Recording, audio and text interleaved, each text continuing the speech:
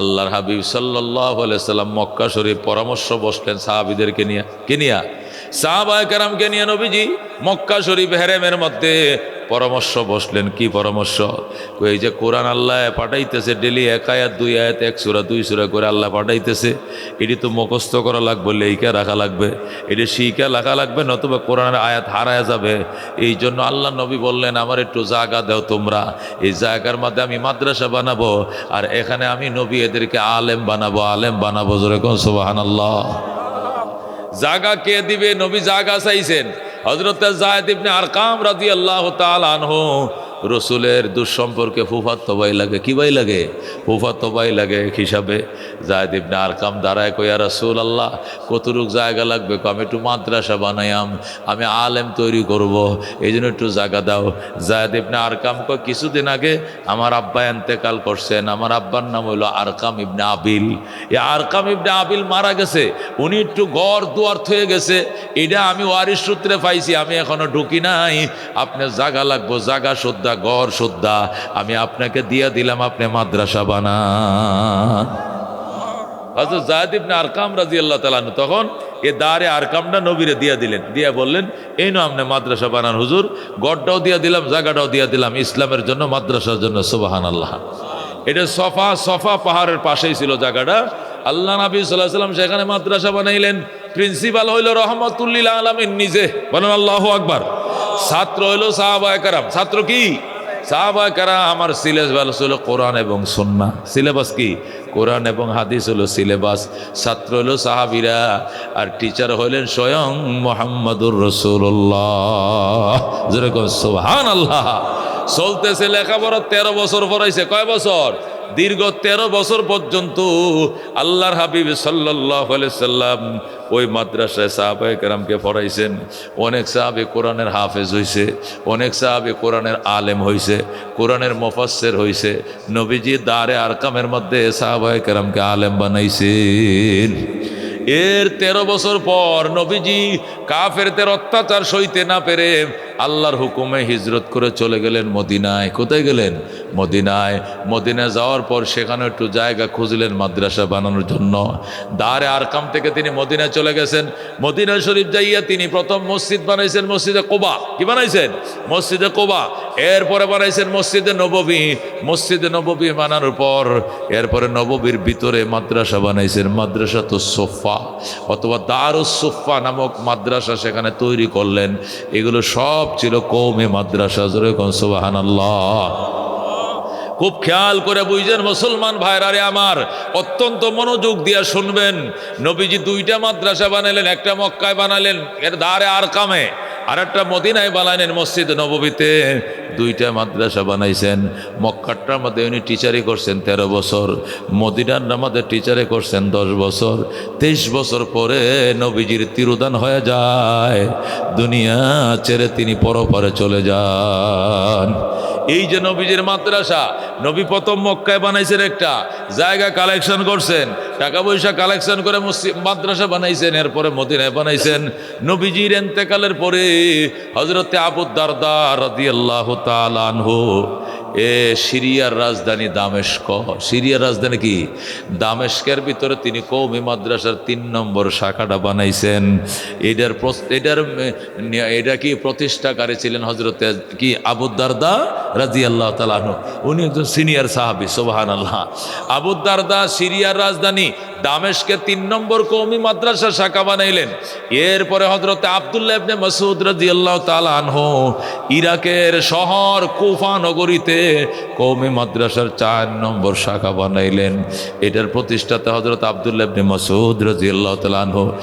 এরপরে আব্দুল্লাহ ইবনে মাসউদের দেখা দেখি মদিনা যেভাবে নবী মাদ্রাসা বানাইছেন, সেই আদলে হযরত আমর ইবনে আস রাদিয়াল্লাহু তাআলা আনহু তিনি মিশরের রাজধানী কায়রোতে কওমি মাদ্রাসার 5 নম্বর শাখা বানাইলেন। মিশরের রাজধানী কি? কায়রো। উনি কায়রো বিজেতা। কায়রো বিজয় যুদ্ধের জন্য নেতৃত্ব ছিল কে? হযরত আমর ইবনে আস রাদিয়াল্লাহু তাআলা। উনি কায়রোতে কওমি মাদ্রাসার 5 নম্বর শাখা বানাইলেন। এরপরে আস্তে আস্তে আস্তে আরব থেকে ইরাকে চলে আসলো বাদশা নিজামুল মুলক বাদশাহ নিজামউদ্দিন, যাকে নিজামুল মুলুক বলা হতো, উনি ইরাকের রাজধানী বাগদাদে কওমি মাদ্রাসার শাখা বানাইলেন, নাম দিলেন মাদ্রাসায়ে নিজামিয়া। কি নাম? মাদ্রাসায়ে নিজামিয়া। এই নিজামিয়া মাদ্রাসায় লেখাপড়া করেছে পৃথিবী বিখ্যাত তিনজন বড় বড় বুজুর্গ। কয়জন? একজন নিজামিয়া ছাত্র ছিলেন হুজ্জাতুল ইসলাম ইমাম গাজ্জালী রহমতুল্লাহ আলাই, যেরকম সুবহানাল্লাহ। উনি নিজামিয়া ছাত্র ছিলেন। 2 নম্বর ছাত্র ছিলেন পারস্য কবি মুসলিউদ্দিন সিরাজি শেখ সাদি রহমতুল্লাহ আলাই, উনিও মাদ্রাসার নিজামিয়া ছাত্র ছিলেন। 3 নম্বর ছাত্র ছিলেন বড় পীর পীরানে পীর দস্তগীর শাহ মহিউদ্দিন আব্দুল কাদের জিলানী রহমতুল্লাহ আলাই, যেরকম সুবহানাল্লাহ। এই 3 জন বিখ্যাত বুজুর্গ 3 জন এই মাদ্রাসার নিজামিয়া ছাত্র ছিলেন। লক্ষ লক্ষ আলেম হয়েছে মাদ্রাসা নিজামিয়া। নিজামিয়ার লেখাপড়া দেখে সুলতান মাহমুদ গজনবী রহমতুল্লাহ আলাই আফগানিস্তানের রাজধানী কাবুলে কওমি মাদ্রাসার শাখা বানাইলেন। বাদশাহ সুলতান মাহমুদ গজনবীর দেখা দেখায় সুলতান সালাউদ্দিন ঘুরি রহমতুল্লাহ আলাই আজমিরে কওমি মাদ্রাসা বানাইলেন। যেরকম আল্লাহু আকবার। সালাউদ্দিন ঘুরির মাদ্রাসা দেইকা সুলতান শামসুদ্দিন আলতামাস রহমতুল্লাহ আলাই দিল্লিতে কওমি মাদ্রাসা বানাইলেন। যেরকম আল্লাহু আকবার। এইভাবে বানাইতে বানাইতে মুঘলরা ক্ষমতা আইছে। মুঘলদের আমলে, মুঘল বাদশাদের আমলে আমাদের এই বঙ্গপ্রদেশের ভিতরে, বাংলাদেশের ভিতরে 80,000 কওমি মাদ্রাসা বানাইছে। কয় হাজার? 80,000 কওমি মাদ্রাসা বানাইছে। প্রত্যেকটা মাদ্রাসা সুন্দর চলার জন্য 5 বিঘা, 10 বিঘা, 15 বিঘা, 100 বিঘা, 200 বিঘা পর্যন্ত জমি অক্ষ করে দিছে। এই জমির দান দিয়া, ফসল দিয়া মাদ্রাসা মসজিদ চলবে।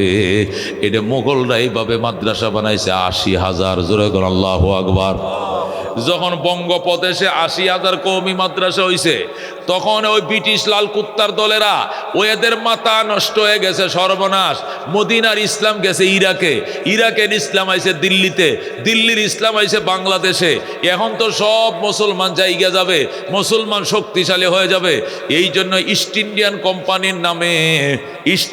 কোম্পানির নামে ব্রিটিশ দালালেরা ব্যবসার নিয়তে 1701 খ্রিস্টাব্দে আইসে ভারতবর্ষে আইছে। নাউজুবিল্লাহ। 1701-এ বাদশাহ শাহজাহান মাত্র ক্ষমতায় বইছে। শাহজাহানটা একটা পয়সার লোভী ছিল, একটু বুঝেন না, আমোদ প্রমোদ ছিল, বিলাসিতাপূর্ণ ছিল। ওই যে তাজমহল বানাইছে শাহজাহানে, হ্যাঁ, মমতাজের নামে তাজমহল। তার বোন নাম ছিল মমতাজ, হ্যাঁ, এই মমতাজের নামে তাজমহল বানাইছে। সে শৌখিন রাজা ছিল। এই জন্য ব্রিটিশরা চিন্তা করছে এইটারে ধরলে কামু বেটার মাল দিলে কিনন যাইব।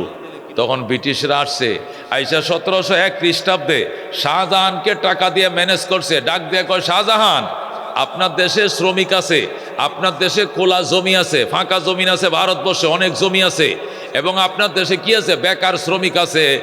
আমরা এই দেশে ইন্ডাস্ট্রি তৈরি করব, মিল কারখানা তৈরি করব, গার্মেন্টস তৈরি করব। দেখবেন কর্মসংস্থান হবে, হাজার হাজার বেকারত্ব দূর হবে। এরপরের পাউন্ড অর্জন করবেন। এই দেশে বৈশা বৈশা আপনার ব্রিটিশের পাউন্ড অর্জন করবেন। ব্রিটিশের টাকাকে পাউন্ড বলে, কি বলে? হ্যাঁ, আমেরিকার টাকাকে ডলার বলে, আর ব্রিটিশের টাকার কি বলে? পাউন্ড বলে। তো এ দেশে বৈশা বৈশা লক্ষ লক্ষ পাউন্ড অর্জন করবা। এই জন্য শাহজাহান সাহেব, আপনি অনুমতি দেন, আমরা ইস্ট ইন্ডিয়ান কোম্পানি দেশে ব্যবসার জন্য আইছি। তখন শাহজাহান অনুমতি দিয়ে দিল। ওলামায়ে কেরাম হরতাল ডাক দিলেন, অবরোধ ডাক দিলেন, বললেন বাদশাহ শাহজাহান, ব্রিটিশদেরকে এই দেশে ব্যবসা করতে দেওয়া হবে না, হবে না। তখন শাহজাহান বলল, এই মৌলবি, তোরা কি বুঝস বেটা? এরা এসে আমগো দেশ উন্নত করতো, আমগো দেশকে ডেভেলপ করবে, কর্মসংস্থান করবে, বেকারত্ব দূর করবে, গার্মেন্টস মিল ফ্যাক্টরি তৈরি করবে। অসুবিধা কি? তোরা কিচ্ছু বুঝস না, তোরা দেশের উন্নতি দেখতারস না। এই জন্য সব মৌলবীদেরকে জেলে দিছে, সব ওলামায়ে কেরামকে জেল দিছে। এরা বলে দেশের উন্নতি দেখতে পারে না। কেরে ইস্ট ইন্ডিয়ান কোম্পানির বিরুদ্ধে কেন মিছিল করলো? মিছিলদেরকে ধরে সাঁড়াশি অভিযান দিয়ে সবাইকে জেলে পাঠাইছে। জেলে পাঠানোর পর শাহজাহান এদেরকে ইস্ট ইন্ডিয়ান কোম্পানিরে ব্যবসা করার জন্য পারমিশন দিছে। ইস্ট ইন্ডিয়ান কোম্পানি ব্যবসার জন্য ভারতবর্ষে আসছে, আইসা বড় বড় মিল কারখানা তৈরি করছে। মিল কারখানা তৈরি করে বলতেছে, বাদশাহ শাহজাহান, আমরা যে মিল ফ্যাক্টরি তৈরি করলাম কোটি কোটি পাউন্ড দিয়া, এগুলোর নিরাপত্তার জন্য শ্রমিক, সোলজার লাগবে, সোলজার, সেনা লাগবে, সেনাবাহিনী লাগবে। শাহজাহান বলল, আমার সেনাবাহিনী আছে, পুলিশ বাহিনী আছে, নেন যত লাগে নেন, পাহারা দেন। করে তোমাদের সেনাবাহিনীতে বিশ্বাস করা যায় না, তোমাদের সেনা ভেতরে মুসলমান আছে, মুসলমান আমাদের মিলি ইন্ডাস্ট্রিগুলো জ্বালায় দিবে, এদেরকে বিশ্বাস করে না, আমাদের ইন্ডাস্ট্রি আমাদের সৈনিকদের পাহারা দিতে হবে। তখন শাহজাহান বলল আপনার দেশ থেকে সৈন্য নিয়ে আসেন। তখন ব্রিটিশ থেকে জাহাজ ভরে ভরে লক্ষ লক্ষ সৈন্য আনছে ভারতে, তাদের ইন্ডাস্ট্রি পাহারা দেওয়ার নিয়ত করে এই দেশে আনছে। আইনা লাগবো 40,000, আনছে কি 20 লাখ 10 লাখ আইনা, পরে এদেরকে দিয়া সব ক্ষমতা দখল করে মোগলদেরকে জুতার মালা গলায় ফরাইয়া জেলখানায় ফাটাই দিছে। মোগল শাহজাহান সহ টিপু সুলতান সহ সবাইকে অ্যারেস্ট করে পরাজিত করে জেলখানায় বন্দি করে তারা ক্ষমতার চেয়ারে বসে যায়। জোরে কর নাউজুবিল্লাহ। তখন আলেমরা বলে কি খবর, কাঙ্গালের কথা বাসি হইলে ফলে, আমরা বলছিলাম এটি ব্যবসার জন্য আইছে না, ক্ষমতার জন্য আইছে।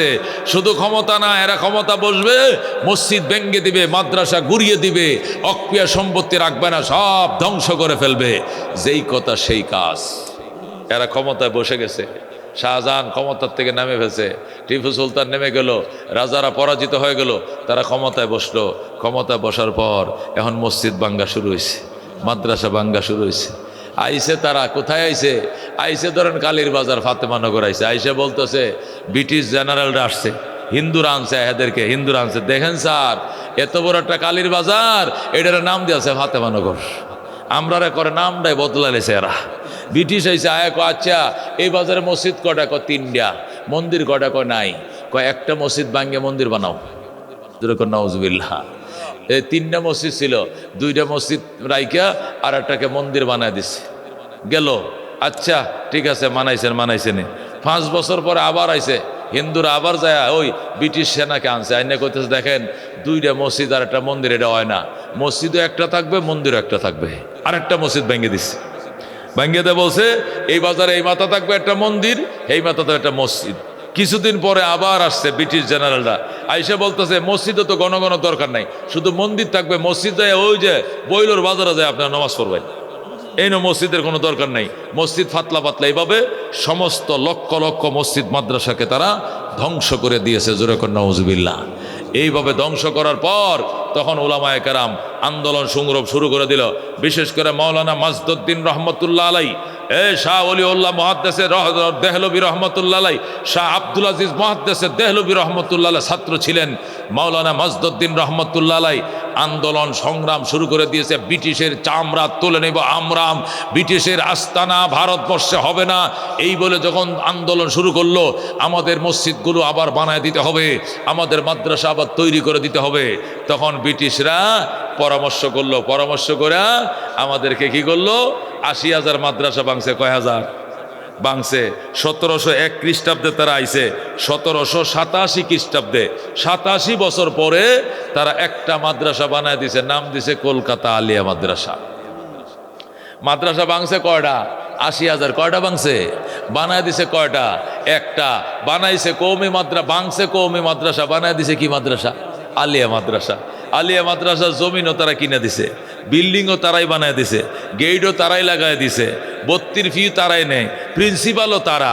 লর্ড ওয়ারেন হিস্টিংস, সে ছিল ব্রিটিশ গভর্নর, সেই প্রিন্সিপাল, আলিয়া মাদ্রাসা প্রিন্সিপাল। এরপরে তারা কলকাতা আলিয়া মাদ্রাসা বানায় দিয়ে বলল 80,000 মাদ্রাসার পরিবর্তে আমরা একটা মাদ্রাসা আপনাকে বানায় দিলাম। মাওলানা মাজদুদ্দিন সহ ওলামায়ে কেরাম বললেন আমরা মানি না, মানব না, আমাদেরকে শান্তনার মাদ্রাসা আমাদের হবে না। যে মাদ্রাসা বানায় দিছে ব্রিটিশ, যে মাদ্রাসার প্রিন্সিপাল ব্রিটিশ, যে মাদ্রাসার জমি কিনে দিছে ব্রিটিশ, যে মাদ্রাসা চালায় ব্রিটিশ, যে মাদ্রাসার ইহুদিরা পরিচালনা করে, এই মাদ্রাসা ইসলাম রক্ষার মাদ্রাসা নয়, এই মাদ্রাসা ইসলামের গোড়া কাটার মাদ্রাসা। আমরা এই মাদ্রাসা মানি না, মানি না, মানি না। জোরে কোন আল্লাহু আকবার। যখন আন্দোলন শুরু হয়ে গেল, ব্রিটিশের মাদ্রাসা, মাদ্রাসা বানাবো আলেমরা, আমরা একটা মক্তব বানাইলে হাফিজ জুজুরে আনি, একটা মাদ্রাসা উদ্বোধন করলে মাহবুল্লাহ কাসিমিরে আনি, মুফতি আহমদ আলী সাহেবরে আনি, হকসা হুজুরে আনি। আর হেরা মাদ্রাসা বানাইছে ব্রিটিশরা, ইহুদিরা, নাসারারা। এইটা মাদ্রাসা নয়, এটা ইসলামের গোড়া কাটার ঘর, গোড়া কাটার ঘর। কথা ঠিক কিনা? ওলামায়ে কেরাম বললো আমরা এই কলকাতা আলিয়া মানি না। তখন ব্রিটিশরা বলল বাবা বানাইছি মাত্র। কেমন লেখাপড়া হয়, আমল আখলাক কেমন আগে দেখেন আপনারা, দেখে না ভরে কইবেন আগেই কা মিছিল শুরু করলেন। তো দেখলে কি হইব, যে মাদ্রাসা প্রতিষ্ঠা করছে খ্রিস্টান, প্রিন্সিপাল খ্রিস্টান, বেতন দেয় খ্রিস্টান, সিলেবাস তৈরি করছে খ্রিস্টান, এটা মুসলমানদের পক্ষের মাদ্রাসা হতে পারে না। তারপরে বললো আপনারা একটু ধৈর্য ধারণ করেন, লেখাপড়া খ্রিস্টান বানাক, কিন্তু লেখাপড়া তো কোরআন হাদিসের লেখাপড়া হইব, সুতরাং খারাপ কিতা, আপনারা কিছুদিন ধৈর্য ধারণ করেন। এরপর ওলামায়ে কেরাম আন্দোলন থামাইছে, ধৈর্য ধারণ ধরছে। 1787 তারা বানাইছে, 1866 পর্যন্ত অপেক্ষা করছে। কন 1787 থেকে 1866, 79 বছর। কয় বছর? 79 বছর পর্যন্ত ওলামায়ে কেরাম অপেক্ষা করছে, আচ্ছা দেখি কেমন লেখাপড়া হয়। পরে দেখা গেছে 79 বছর পর্যন্ত কলকাতার ছাত্ররা লেখাপড়া করে যারা বাইরে এসে, দেখা গেছে অর্ধেকটি নমাজ পড়ে, অর্ধেকটি নমাজ পড়ে না, অর্ধেকটি দাড়ি কাটে, অর্ধেকটি দাড়ি ছাসে, অর্ধেকটি পাঞ্জাবি পরে, অর্ধেকটি প্যান্ট শার্ট পরে, অর্ধেকটি খাড়ায় মুথে, অর্ধেকটি বয়া মুথে। কথা কোন ঠিক কিনা? আলিয়া তো এরকমই, কথা কোন ঠিক কিনা? মনে কষ্ট নিয়েন না, এটা এরকমই। এখানে 100% ছেলে পাঞ্জাবি পরে না, কথা কোন ঠিক কিনা?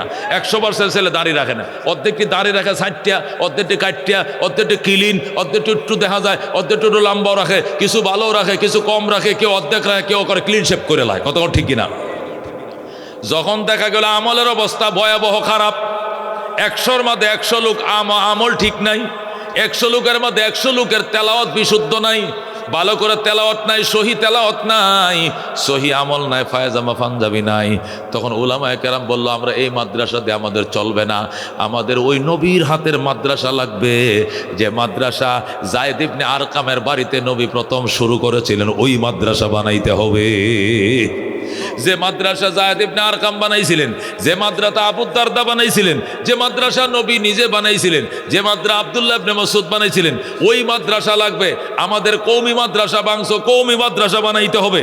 যখন আন্দোলন শুরু হয়ে গেছে, তখন ব্রিটিশরা নিরুপায় হইয়া যখন দেখছে আলেমদেরকে জেলখানায় বন্দি করতেছে, আন্দোলন আরও বাড়তেছে, গাছে গাছে আলেমদেরকে ফাঁসিতে ঝুলাইতেছে, আন্দোলন আরও গতি বাড়তেই আছে, কোনোভাবে থামাইতে পারে না।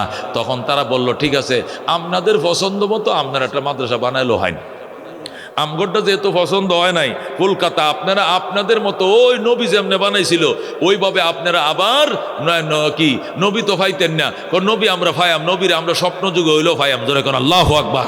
কত হলে আপনারা নবীর হাতের ওই আদলে নবী যে মাদ্রাসা, সাহাবীরা যে মাদ্রাসা বানাইছিল, আপনারা ওই মাদ্রাসা আবার বানাইলেন। তখন উলামায়ে কেরাম কমিটি গঠন করে কোথায় বানাবে মাদ্রাসা, সারা ভারতবর্ষে একটা মাদ্রাসা বানাইতে পারবে। কয়টা? 80,000 তারা বাংছে, কিন্তু বানাইতে দিবে একটা। তখন তারা বার্মার থেকে সফর শুরু করছে, আমাদের বার্মা, রেঙ্গুন থেকে, টেকনাফের রেঙ্গুন থেকে, বার্মার থেকে শুরু করছে, রোহিঙ্গা থেকে সফর করে বাংলাদেশ হইয়া, কলকাতা হইয়া, আসাম, উড়িষ্যা হইয়া, দিল্লি হইয়া, ইউপি হইয়া, একবারে রাওয়ালপিন্ডি পাকিস্তান, সবটা হিন্দুস্তান একসাথে ছিল। তখন তো আর বাংলাদেশ পাকিস্তান ছিল, সব হিন্দুস্তান ছিল, পুরাটা তারা সফর করছে। সফর করতে করতে করতে উত্তরপ্রদেশে, সফর করতে করতে ইউপিতে, ইন্ডিয়ার একটা উত্তরপ্রদেশ আছে, এটাকে সংক্ষেপে বলে ইউপি।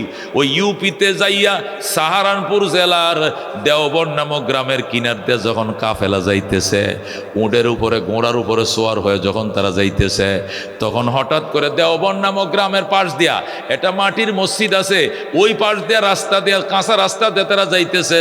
হঠাৎ করে কাসেম নানতুবি রহমতুল্লাহ আলাই বলে, কে কোথায় আছো, এইদিকে আসো। এখানে হঠাৎ করে মদিনার এলেমের গ্রান আমার নাকে লাইগা গেছে, আমি এখানে মদিনার নবীর এলেমের গন্ধ পাইতেছি, এখানে মাদ্রাসা বানাবো। তারা মাদ্রাসা বানানোর জন্য, আল্লাহু আকবার, এখানে বানাবে। হযরত কাসেম নানতুবির পরে সাব্বির আহমদ উসমানী কয়, আমার নাকে তো গন্ধ লাগতেছে, মদিনার এলেমের গ্রান পাইতেছি। এরকম সুবহানাল্লাহ। বাজানরে ফুলের একটা গান আছে না, আতরের একটা গান আছে না, সব জিনিসে তো গান আছে, আছে কি না? এলেমের একটা গান আছে, এটা বুঝে কারা? আল্লাহ আল্লাহরা বুঝে, হেরার নাকে লাগে, সবাই বুঝবে না। কতক্ষণ ঠিক কি না?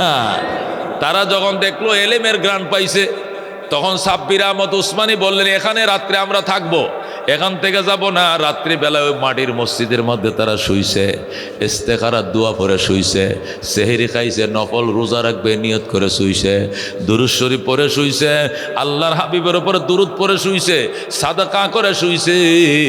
রাত্রিবেলায় স্বপ্ন দেখে রাহমাতুল লিল আলামিন তাদের সামনে হাজির। আল্লাহু আকবার। আল্লাহ নবী তাদের সামনে ডাক দেখো, আয় সাব্বির আহমদ উসমানী, আয় আয় কাসেম নানুতুবি, আয় আমার মাদ্রাসা বানাইবা কহ। বা আপনার মাদ্রাসাগুলো ব্রিটিশ 166 বছর পর্যন্ত সবটি ঘুরিয়ে দিয়েছে। আজকে 166 বছর হয়ে গেছে ব্রিটিশ আইছে এই দেশে, সব মসজিদ মাদ্রাসা ভেঙ্গে দিয়েছে। এই জন্য আপনার হাতের মাদ্রাসা আমরা বানাইতে চাই। কোথায় বানাবো? নবী কই এখানেই বানাইবা, এখানেই বানাইবা। আল্লাহু আকবার। নবীজি হযরত কাসেম নানুতুবিকে বাম হাতে ধরছে, দইরা ডান হাতে লাঠিটা লইয়া কয় আমার পিছনে পিছনে আয়। নবী নিজের লাঠি দিয়ে দাগ দিছে। এ দাগটা যতটা এলাকায় দিছে, বলছে আগামীকালকে সকালবেলা উঠে এই লাঠির দাগ যতটুকু এলাকায় পাইবা, পুরা এলাকাটাকে দেওবন্দ মাদ্রাসার বাউন্ডারি ঘোষণা করবা। ও দোস্ত, আল্লাহর হাবিব সাল্লাল্লাহু আলাইহি সাল্লাম স্বপ্ন যুগে, কি যুগে? স্বপ্ন যুগে আসছেন। আইসেম কাসেম নানুতুবিকে এক হাতে ধরছে, লাঠি দিয়ে আর এক হাতে দিয়া দাগ দিছে। সকালবেলা ঘুম থেকে উইটা কাসেম নানুতুবি কয়, কাকে বলে? রফি সাহেব রে বলে, আমি তো স্বপ্ন দেখছি। কি কই? এই স্বপ্ন। কয় আমিও তো এইটাই দেখছি। আল্লাহু আকবার। হযরতে সাব্বির আহমদ উসমানী কয় আমি তো এইটাই দেখছি। সকল সাথীরা একই স্বপ্ন দেখছে। এরপরে তারা এশরাক পইরা দোয়া করে বাইর হয়েছে, দেখি জঙ্গলের ভিতরে দাগ দেখা যায় কিনা। তারা যখন বের হয়েছে দেখে লাঙ্গল দিয়া দাগ দিলে যেরকম রেক পড়ে যায়, নবীর লাঠির দাগে এরকম রেক পড়ে গেছে। আল্লাহু আকবার। সেখানে আল্লাহ নবী সাল্লাল্লাহু আলাইহি সাল্লামের লাঠির ইশারায় আবার ওই নবীর হাতের মাদ্রাসা, যারা নবী দারে আরকামে মক্কায় বানাইছিল, ওই জাতীয় মাদ্রাসা আবার বানাইছে, নাম দিয়েছে দেওবন্দ মাদ্রাসা। তোরা কোন মারহাবা। ওই যে দেওবন্দ মাদ্রাসা আবার হইছে, ওই দেওবন্দ মাদ্রাসা লেখাপড়া করতে গেছে এদেশের মানুষ, সেখান থেকে লেখাপড়া করেছে। হাটাজারি মাদ্রাসা বানাইছে, হাটাজারি পট্ট বানায় পটিয়া বানাইছে, পটিয়ার থেকে বানাইছে জিরি মাদ্রাসা, সেখান থেকে লালবাগ মাদ্রাসা, ফরিদাবাদ মাদ্রাসা, সেখান থেকে মাদ্রাসা হইতে হইতে সারা বাংলাদেশে হইতে হইতে তারা বাংছিল 80,000 মাদ্রাসা। আমাদের বুজুর্গরা এই পর্যন্ত 1,85,000 মাদ্রাসা বানায় ফেলাইছে। তারা ভাঙছে 80,000, আমরা বানাইছি 1,80,000। যেরকম আল্লাহু আকবার। তোমরা কি মনে করছিলা মাদ্রাসা ভেঙ্গে দিবা? বাংশ আগের দিন পরের দিন আবার বানাইছি। ভাইরে, এই ইতিহাসটা কেন বলতে হইছে? এই ইতিহাসটা এই জন্য বলতে হইছে, অনেকে প্রশ্ন করে, হুজুর আমাদের জেনারেল শিক্ষা তো একমুখী শিক্ষা, স্কুল কলেজ ভার্সিটির শিক্ষা একমুখী, কিন্তু আপনাদের ধর্মীয় শিক্ষা দুইমুখী কেন? কিছু কওমি মাদ্রাসা, কিছু আলিয়া মাদ্রাসা, আলিয়া দাখিল, আলেম, ফাজেল, কামেল এইরকম, আর কিছু হলো কাফিয়া, সরজামি, সরবেকায়া, মেশকাত, দাওরা, কিছু আলিয়া, কিছু কওমি। এটি কিতা? আমরা তো জেনারেল শিক্ষিত একমুখী, আপনাদের শিক্ষা একমুখী বানান, দুইমুখী বানাইছেন কি লাগিয়া? এই নো আলিয়া, হেন কওমি। কারণটা কি? বাজান আমাদের শিক্ষা একমুখী ছিল, এখন একমুখী আছে, মাঝখান দেয়া ব্রিটিশরা আরেকমুখী আমাদের খান্দে থইয়া গেছে। কতক্ষণ ঠিক কিনা? আমাদের শিক্ষা নবী একমুখী শুরু করছিলেন, এখন এই মাদ্রাসাগুলো ওই নবীর হাতের মাদ্রাসা, এগুলো একমুখী। এখন মাঝখানে ব্রিটিশ 166 বছর পর্যন্ত কলকাতা আলিয়া বানায় থয়ে গিয়া, পরে আলিয়ার যে বাচ্চাগুলো আছে এটি বাংলাদেশে, পাকিস্তানে, বার্মায়, সারা দেশে তৈরি হয়েছে, সরকারে বানাইছে, বর্তমান সরকারদের খাঁদে তুলে থয়ে গেছে। এখন কী করবো? সরকারে বন্ধ করতে পারে না, চালু রাখতে পারে না, রাখছে, চালু রাখছে, বেতন টেতন দিয়ে চালাইতেছে। এই যে আলিয়া মাদ্রাসা চলছে, আলিয়া মাদ্রাসা বায়ু দুস্থ বুজুর্গ আমাদের কোনো আকাবেররা বানায় নাই, কোনো মুসলমানে বানায় নাই, কোনো বুজুর্গানে দিন বানায় নাই, এটা ব্রিটিশ বানাইছে। কতক্ষণ ঠিক কিনা? এই জন্য আমি আলিয়ার বদনাম করছি না, শুধু প্রশ্নের উত্তর দিতেছি। হুজুর আপনার মধ্যে অত দলাদলি কেরে? কি আর দলাদলি? আপনাদের শিক্ষাটাই তো দুই জাতীয় শিক্ষা, কিছু কওমি শিক্ষা, কিছু আলিয়া শিক্ষা, শিক্ষাই তো দুইমুখী, এই জন্য আপনারা দুই দল হয়ে গেছেন। আমরা বলতে চাই বাজান, আমাদের শিক্ষা আগেও একমুখী ছিল, এখন একমুখী আছে, মাঝখান দিয়ে ব্রিটিশরা আরেকমুখী শিক্ষা হয়ে গেছে।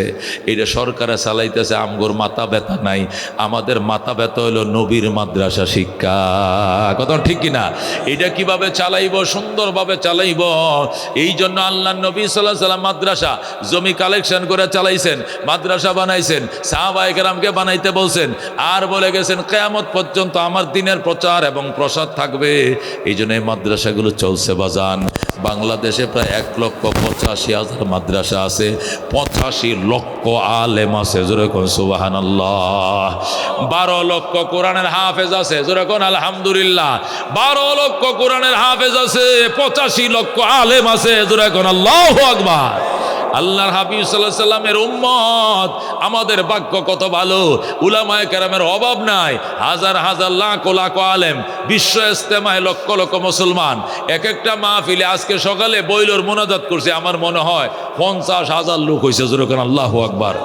একবারে টাইট মাথায়। আমি তো প্রতি বছর এই মোনাজাতটা আমি করে সকালবেলা 11টার দিকে মোনাজাত করছি। আমার চোখে যতক্ষণ দেখা গেছে খালি মানুষ আর মানুষ। সুবহানাল্লাহ। এত মানুষ কোত্থেকে হইছে রে বাজান? উলামায়ে কেরামের বরকতে, ঠিক কি না? এই জন্য আল্লাহর হাবিব বলছেন, উলামায়ে কেরাম যে রাস্তা দেখাইটা যায়, ফেরেশতারা নূরের পর্দা বিছায়, যেরকম আল্লাহু আকবার। এরা ছোট বাচ্চাটি আলিফ বা তাসা পড়ার জন্য বের হয়, গর্তের পিপিলি কাটার জন্য কান্দে, নদীর মাছ পর্যন্ত এদের জন্য কান্দে, যেরকম আল্লাহু আকবার। আল্লাহর হাবিব বলেন, সাহাবায়ে কেরাম আল্লাহর কোরআন যারা পড়ে এদের সিনার উপরে জাহান্নামের আগুন হারাম। নবী বলছেন, ওই সিনা, যে সিনার ভিতরে আল্লাহর কোরআন ঢুকছে, ওই সিনার সাথে জাহান্নামের আগুন কোনোদিন এক হতে পারে না। বলেন আল্লাহু আকবার। এটা কোরআনের শিক্ষা, ইলেম বাজান। ওই ইলেম আল্লাহ তাআলা যাকে দান করেছে, ও মাইয়ুতাল হিকমাতা ফাকাদ উতিয়া খায়রান কাসীরা। আল্লাহ কো এদেরকে অসংখ্য কল্যাণের মালিক বানাইছে। আল্লাহ কো আল্লাযীনা উতুল ইলমা দারাজাত, যাদেরকে ইলম দেওয়া হয়েছে এদের মর্যাদা অসংখ্য গুণ বাড়ায় দিয়েছে, জোরে কোন আল্লাহু আকবার। আল্লাহ তাআলা আলেমদেরকে এত সম্মানের মালিক বানাইছে। দুনিয়ার ক্ষমতার সম্মান, যতদিন ক্ষমতা আছে এতদিন সম্মান আছে, কথা কোন ঠিক কিনা? হাসিনা যতদিন ক্ষমতায় ছিল কত সম্মান, যেদিন সম্মান ইস্তেফা দিছে এর পরের দিন থেকে এর নামটাও কেউ লয় না, কথা কোন ঠিক কিনা? তাহলে সম্মানটা ছিল, ক্ষমতা আছে, সম্মান আছে। ক্ষমতা নাই, সম্মান নাই, কিন্তু উলামায়ে কেরামের ক্ষমতা লাগবে না, এলেম আছে, সম্মান আছে, কিয়ামত পর্যন্ত আছে, মওত পর্যন্ত আছে, কথা কোন ঠিক কিনা? আল্লাহ তাআলা কি সম্মান দান করছে উলামায়ে কেরামকে, আল্লাহু আকবার। ইজ্জত দান করছে বাজান। ইন্নাল ইলমা ইজ্জুন লা ইজ্জা ফাওকাহু। ইলম এমন সম্মানের বস্তু, এর উপর আর কোনো সম্মান নাই। আল্লাহ তাআলা এত সম্মান ইলমের ভিতরে দান করছে, জোরে কোন সুবহানাল্লাহ। হযরত হারুন রশিদ রাহমাতুল্লাহ আলাইহি ইরাকের যখন প্রেসিডেন্ট ছিলেন, তখন তার স্ত্রী ছিল জেবুন্নেসা। কি নেসা? জেবুন্নেসা। হারুন রশিদের বাসভবনের পাশেই ছিল আব্দুল্লাহ ইবনে মুবারকের বাসভবন। আব্দুল্লাহ ইবনে মুবারকের লক্ষ লক্ষ ছাত্ররা হারুন রশিদের বাসভবনে যে খেলতো, তখন জেবুন্নেসা বলতো, মুলুবীরা আমাদের পার্কে আসছে কেন? আল্লাহু আকবার। তখন হারুন রশিদ বলতো, উলামায়ে কেরাম আমাদের পার্কে আসবে, খেলবে, এদের দুলাবালি আমাদের কাপড় সুপরে লাগবে, হাসরের ময়দানে এটা আমাদের নাজাতের উসিলা হবে। সুবহানাল্লাহ। আলেমের বিশাল সম্মান। বাদশাহ সুলাইমান আলাইহিস সালাম যখন বললেন, এ বিলকিস জলদি আয়, সিলিন্ডার কর, তখন বিলকিস আসতেছিল, রওনা করছে, তার ভবন তালা মারে থুই আইছে। তো সুলাইমান আলাইহিস সালাম জিন ফরিদেরকে বলে, বিলকিস আমার দরবারে আসার আগে তার বাসভবনটা আমার সামনে আইনা ফালাই দিবা, কে আসো? একজন দাঁড়াও। কলা ইফরিতু মিনাল জিন্নে, জিনের মাঝে শক্তিশালী একটা জিন ইফরিত, সে দাঁড়ায় বলতেছে, আনা আতিকা বিহি ক্বাবলা আন তাকুমা মিন মাকামিকা। আপনি সভাপতির আসন অলঙ্কন করা শেষ হইলে এর ভিতরে বিলকিসের সিংহাসন আইনা দিব, লাগবে 20 মিনিট। সুলাইমান বললেন, 20 মিনিট হবে না, 20 সেকেন্ডের ভিতরে আনতে হবে। আল্লাহু আকবার। তখন বলছিল ইফরিত, বলছিল, আমি পারবো না, আমার দ্বারা সম্ভব নয়। তখন সুলাইমান বলছিল, জিন তোরা না পারলে সিলিন্ডার কর। জিনরা সিলিন্ডার করছিল। তখন সুলাইমান ইনসানদেরকে বলছিল, ইনসানের মধ্যে মানুষের মধ্যে কে পারবা? সুলাইমান আলাইহিস সালামের আপন খালতো ভাই হযরতে আসিফ ইবনে বারখিয়া, আসিফ ইবনে বারখিয়া সুলাইমান আলাইহিস সালামের আপন খালতো ভাই, সে লাফ দিয়া বলতেছে, ক্বাল আল্লাযী ইনদাহু ইলমুম মিনাল কিতাব। ওই লোকটা দাঁড়াইলো যার কাছে কিতাবের ইলম ছিল, ওই আলেম লোকটা দাঁড়াইছে, দাঁড়ায় বলতেছে, আনা আতিকা বিহি ক্বাবলা ইয়ারতাদ্দা আলাইকা তরফুকা। সুলাইমান, তোমার চোখের পুতলি বাড়ি দিতে দেরি হবে, বিলকিসের সিংহাসন আনতে দেরি হবে না। হযরত সুলাইমান আলাইহিস সালাম শুধু চোখ বন্ধ করছে, এই চোখ বন্ধ করেন, করছি, খুলেন, খুলছি, ওই দেখেন সিংহাসন। আল্লাহু আকবার। চোখটা বন্ধ করে খুলতে দেরি, বিলকিসের সিংহাসন হাজির হতে দেরি হয় নাই। লানা ইলমুন ওয়ালিল আদাই মালো ফাইন্নাল মা লা ইয়াফনা আন করিবিন ওয়া ইন্নাল ইলমা ইয়াবকা লা ইয়াজালু লাকাদ জানাল বিলাদা ওয়া মান আলাইহা ইমামুল মুসলিমিন আবু হানিফা ফামা ফিল মাশরিকিনা লাহু নাযীরু ওয়ালা ফিল মাগরিবিনা ওয়ালা বিকুফা। সুবহানাল্লাহ। এই জন্য মেরে ভাই ও দুস্থ বুজুর্গ, হযরত জুনায়েদ বাগদাদী রহমতুল্লাহ আলাইহি বলেন, আমাদের বাগদাদ দিজলা শহরে, দিজলা নদীর পারে বাগদাদ শহর, দিজলার পারে আমাদের একটা মাদ্রাসা ছিল। ওই মাদ্রাসার একটা এতিম ছেলে উস্তাদের ওযু পানি আনতে গিয়ে ফিসলাকায় পড়ে মারা গেছে। তখন তার মা এসে কাঁদতেছে, আল্লাহ বলতেছে, আল্লাহ আমার ছেলেটা কোথায়? আমার ছেলেটাকে আইনা দাও। আল্লাহ রাব্বুল আলামিন দরবারে ডাক দেখ, আল্লাহ তোমার নবী বলছেন কোরআনের পাখিদের জন্য নদীর মাছ কান্দে, আমার ছাত্র, আমার ছেলে উস্তাদের ওযুর পানি আনতে গিয়ে নদী দিয়ে পড়ছে। আল্লাহ তোমার মাছ কোথায় ছিল? আমার ছেলের জন্য কান্দা নাই কেন? আমার ছেলে মারা যাইলো কেন? আল্লাহ আমার জিন্দা সন্তান আমার হাতে তুলে দাও। মা পাগল হয়ে গেছে, কান্দে, আমার জিন্দা সন্তান আমার হাতে দাও। আমি মানি না, আমার স্বামী নাই, আমার একমাত্র সন্তান উস্তাদের ওযুর পানি আনতে গেল, সে পরে মারা গেল কেন? নদী থেকে মাছ ছিল না? দোয়া করে নাই কেন? আমার ছেলেকে হেফাজত করো নাই কেন? এমন কান্না শুরু করছে। নদীর ঘাটে দাঁড়ায় পাগল আল্লাহর কাছে ডাক দেয়, মাবুদ গো, আমার আব্দুর রহমান কোথায়? আমার কলিজার টুকরা সন্তান কোথায়? উস্তাদের ওযুর পানি আনতে গিয়ে পরে মারা গেছে, আমার সন্তান আমার হাতে তুলে দাও। এই বলে যখন চিৎকার দিয়েছে, আব্দুর রহমান রে, আব্দুর রহমান রে, ও আমার আব্দুর রহমান তুই কোথায়? পানির নিচ থেকে আওয়াজ আইতেছে, মা আমি আসি, পানির তলে বইসা রইছি। যখন বলছে মা আমি আসি, মা তো কোন দিক থেকে শব্দ রাইল রে, কোন দিক থেকে? মাঠে পানির নিচতে বুরকা নিয়ে আল্লাহু আকবার করে ডুব দিছে। ডুব দিয়া নিজের জিন্দা সন্তান কোলে নিয়ে বাইসা গেছে। আল্লাহু আকবার।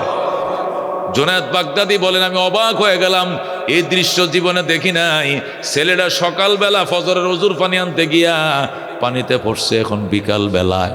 এ 10 ঘন্টা 12 ঘন্টা কেমনে পানির নিচে জিন্দা ছিল? পানির নিচে তো অক্সিজেন নেই, আলো বাতাস নাই, এখানে সে বাইচা ছিল কেমনে? দম পালছে কেমনে? শরীরে শক্তি ডাক দেখো, ও জুনায়েদ রে, এটা আশ্চর্যের কিছু নয়। নবী আমার 1000 বছর আগে বইলে গেছেন, কোরআনের পাখিদের জন্য গর্তের পিপিলিকা কান্দে, নদীর মাছ কান্দে।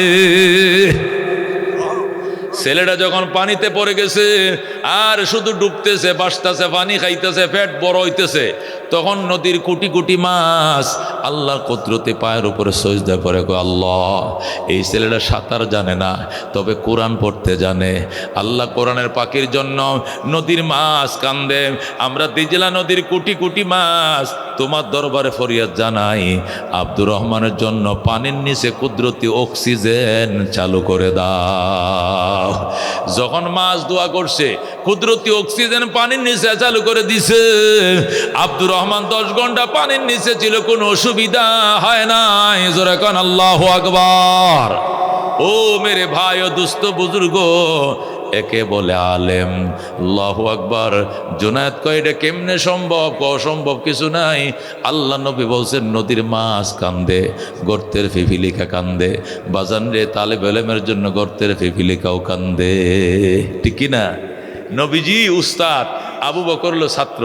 উস্তাদ আর ছাত্র মক্কার থেকে মদিনায় যায়। কই যায়? মক্কার থেকে মদিনায় যায়। রাস্তার মধ্যে দুজন গুহার ভিতরে ঢুকছে। ডুইকিয়া উস্তাদ ঘুমায় পড়ছে, ছাত্র বইসে রইছে। উস্তাদের মাথাটা ছাত্রের উরাতের উপরে, রানের উপরে। আবু বকর বইসে রইছে, নবীজি শুয়ে রইছে। আবু বকরের উরাতের উপরে নবীর মাথাটা। আর গর্ত ছিল, আবু বকর সব কটা গর্ত বন্ধ করছে। একটা গর্ত বন্ধ করার কিছু নাই। আবু বকর গর্তটার মুখটার মধ্যে এইভাবে ফাউডা দিয়ে চাপ দিয়ে রাখছে। এরপরে নবী ঘুমাইতেছে, একটু পরে সাপ আইসা আবু বকরের পায়ের পাশ দিয়ে গুতা দেয় আর কয়, আবু বকর পাউডা সরা, রহমতুল্লিল আলামিনকে দেখতে দে। নবীকে এক নজর দেখার জন্য আমি পাগল। আমি সব হাজার বছর আগে, শত বছর আগে এখানে বাসা বাঁধছি। আমি জানতাম নবী হিজরত করে যাওয়ার টাইমে গুহায় আসবে। নবীকে একবার দেখলে জাহান্নামের আগুন হারাম হয়ে যায়। আমি নবীকে দেখবো, আবু বকর পাউডার সরা। নবীরে দেখতে দে, আবু বকর পাও সরায় না। আবু বকর আরো শক্ত করে লাগায় রাখছে, পাও সরায় না। এরপরে সাপ করছে কি, যখন আবু বকর পাও সরায় না, নবী একটু পরে চলে যাবে গুহা ছেড়ে। এই জন্য সাপ আবু বকরকে কামড় দিয়ে দিছে। আবু বকর সাপের কামড় পাইয়া এমন ব্যথায় আক্রান্ত হইছে, কানতে কানতে জার জার। আবু বকরের চোখের পানি নবীজির গাল মুবারকে পড়ছে। নবীজির ঘুম ভেঙ্গে যায়। আবু বকর, আমার ঘুম পাড়ায় তুমি কান্দো, তোমার চোখের পানিতে আমার ঘুম ভেঙ্গে গেছে। আবু বকর বলে, ইয়া রাসূলুল্লাহ, একটা সাপ আমার কামড় দিয়েছে। কোথায়? ওই গর্তের মুখটাতে কামড় দিয়েছে, পাউডার লাগায় রাখছি। পাউডার সরাও। হুজুর পাউডার সরান যাবে না, পাউডার সরালে দুশ্মন তোমাকেও কামড় দিয়ে দিবে। নবী ডাক দেখো, আবু বকর, মক্কার দুশ্মনটা আমার চিনে নাই রে, গর্তের সাপ কিন্তু আমার চিনে, আমাকে কামড় দিবে না। তুই পাউডার সরা। হযরত আবু বকর পাও সরাইছে। এবার নবী ডাক দেখো, সাপ আয়, বের হয়ে আয়। সাপ মাথাটা বের করছে, জিব্বাটা বাইরে আইতেছে, মাথার পশমগুলো পাইকে গেছে। আল্লাহু আকবার। মাথার পশমগুলো সাদা হয়ে গেছে, অনেক পুরাতন সাপ। সালাম দে, আসসালাতু আসসালামু আলাইকা ইয়া রাসূলুল্লাহ, আসসালাতু আসসালামু আলাইকা ইয়া হাবিবাল্লাহ। ওগো রহমতুল্লিল আলামিন, আপনাকে দেখার জন্য আমি দেওয়ানা ছিলাম। আমি জানছিলাম, আগের কোন নবীর মুখে শুনছিলাম আপনি মক্কায় আসবেন, হিজরত করে মদিনায় চলে যাবেন, যাওয়ার পথে গুহায় বিশ্রাম নেবেন। এই জন্য ওই দিন থেকে গুহায় বাসা বাঁধছি, আপনাকে একটা নজর দেখার জন্য। আল্লাহু আকবার। ওগো নবীজি, আপনার আবু বকর এত চালাক, আমার সব কয়টা গর্তের মুখ বন্ধ করে দিছে। একটা গর্তের মুখ বন্ধ করার কাপড় নাই, এখানে নিজের পাউডার দিয়ে এইভাবে চাপ দিয়ে রাখছে। আমি অনেক গুতা দিছি, পাউডার সরারে আবু বকর সরা। নবীর দেখতে দে, পাউডার সরায় না। যখন সে পাউডার সরায় না, তখন আমি নিরুপায় কামড়টা দিয়ে দিছি। আল্লাহু আকবার। আমাকে আপনি মাফ করে দেন। নবী কয়, আমাকে না দেখে থাকবা, কিন্তু কামড় কেন দিলা? কেন কামড় দিলা? সাপ ডাক দেখো, রাসূল গো, কামড় দিতাম না, কিন্তু কামড় দিছি ওই আশায়, আমার কামড়ে আবু বকর যদি অসুস্থ হয়, আপনার মুখের থুতু লাগায় দিলে সাথে সাথে ভালো হয়ে যাবে। এই জন্য কামড় দিয়েছি। আল্লাহর হাবিব সাথে সাথে গাল মুবারক থেকে থুতু নিয়া ওই কামড়ের জায়গার মধ্যে লাগায় দিছে, সাথে সাথে পানি হয়ে যায়। আল্লাহু আকবার। মনে বড় আশা ছিল, যাব মদিনায়, কাফেলাতে কে যাও তুমি, কে যাও বেয়ে তরিও ভাই, সঙ্গে নিয়ে যাইও মোরে খানে কৃপা করি, সঙ্গে যদি না লও মোরে গিয়ে মদিনায়, এই গরিবের সালাম দিও মদিনার বাদশায়।